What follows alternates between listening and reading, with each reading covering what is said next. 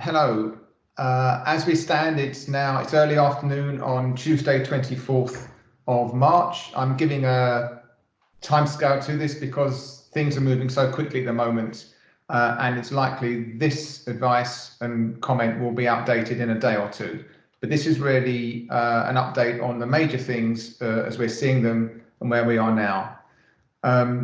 Firstly, the coronavirus job retention scheme, the scheme where the government is going to support businesses with grants of up to £2,000 per employee.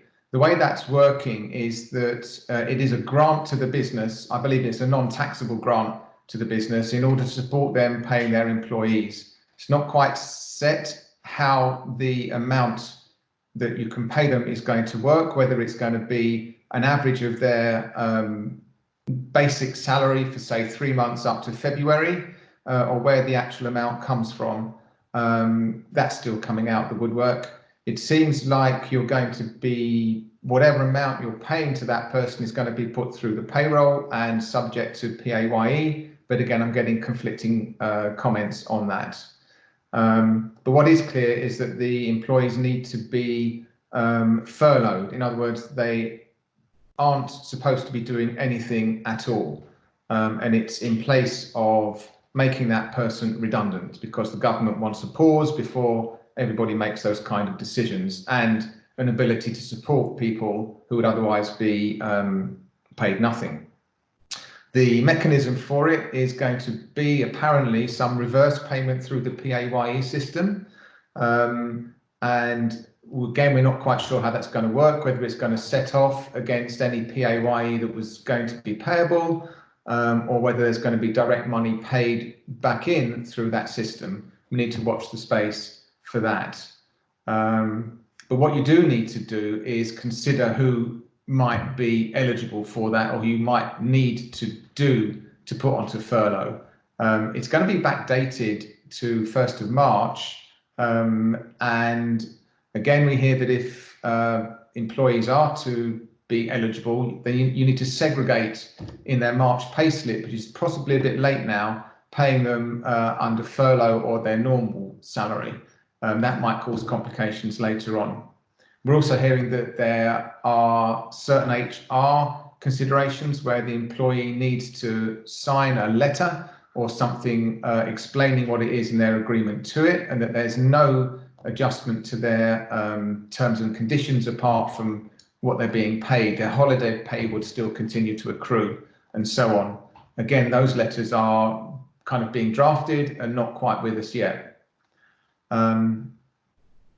So coming back to it, you need to think about your staff and your team, if you're not already doing so, and work out what's likely to be happening over the next few months and who needs to be furloughed.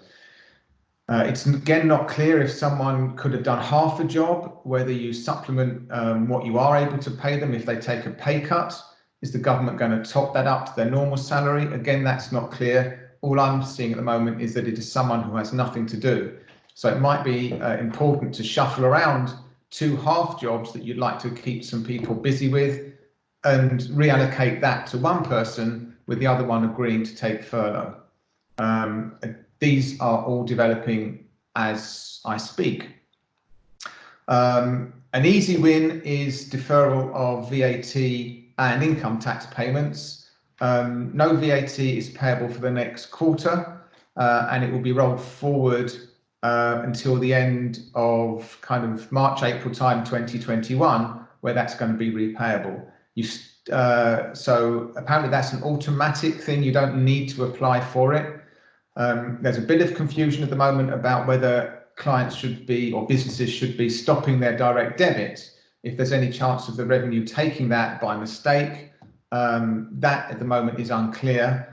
What I'm saying is we've got a week or 10 days at least before you need to take that action. Put it in the diary for something else to do at that time, but let's just wait and see on that. But it's certainly something to think about. The other big thing is the loan support for businesses. Those are out now, and I know banks are already lending.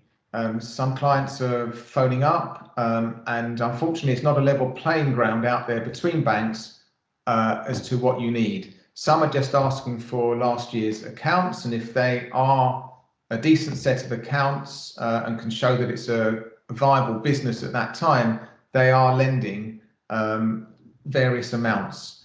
Some banks have a minimum lend of 25,000, up to the 1.2 million top level. And I also know that there's different viewpoints on taking personal guarantees. Like the government didn't want individuals' houses to be put up for security, but some banks are still asking for personal guarantees.